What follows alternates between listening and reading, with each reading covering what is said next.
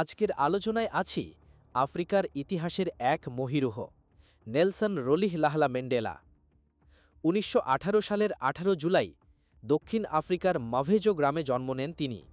ছোটবেলা থেকেই শিক্ষা ও ন্যায়ের প্রতি গভীর টান ছিল তাঁর।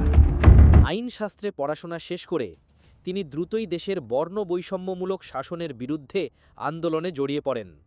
দক্ষিণ আফ্রিকায় তখন শ্বেতাঙ্গদের শাসন কায়েম ছিল, যেখানে কৃষ্ণাঙ্গদের মৌলিক অধিকারও সীমিত করা হয়েছিল। ম্যান্ডেলা আফ্রিকান ন্যাশনাল কংগ্রেস বা এএনসির হয়ে বর্ণবাদ বিরোধী আন্দোলনে নেতৃত্ব দেন। এই আন্দোলনের কারণে তাকে ১৯৬২ সালে গ্রেফতার করা হয়।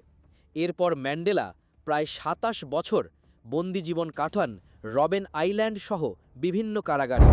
কিন্তু কারাগারের অন্ধকার কক্ষে থেকেও তিনি হয়ে ওঠেন দক্ষিণ আফ্রিকার মানুষের আশার আলো। বিশ্বজুড়ে ফ্রি ম্যান্ডেলা আন্দোলন ছড়িয়ে পড়ে। অবশেষে ১৯৯০ সালে মুক্তি পান নেলসন ম্যান্ডেলা।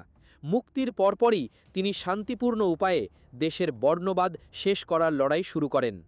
১৯৯৪ সালে দক্ষিণ আফ্রিকার ইতিহাসের প্রথমবারের মতো বহুজাতি নির্বাচন অনুষ্ঠিত হয়। সেই নির্বাচনে দেশটির প্রথম কৃষ্ণাঙ্গ প্রেসিডেন্ট হিসেবে শপথ নেন ম্যান্ডেলা। এটি ছিল নতুন দক্ষিণ আফ্রিকার সূচনা। শান্তি ও মানবাধিকারের জন্য লড়াই চালানোর স্বীকৃতি হিসেবে ১৯৯৩ সালে তিনি নোবেল শান্তি পুরস্কার লাভ করেন। তার জীবন ছিল ক্ষমা, সমঝোতা আর ঐক্যের প্রতীক। ২০১৩ সালের ৫ ডিসেম্বর ৯৫ বছর বয়সে পৃথিবীর মায়া ত্যাগ করেন নেলসন ম্যান্ডেলা। তবে তার আদর্শ আজও বিশ্বজুড়ে মানুষকে অনুপ্রেরণা যোগায়।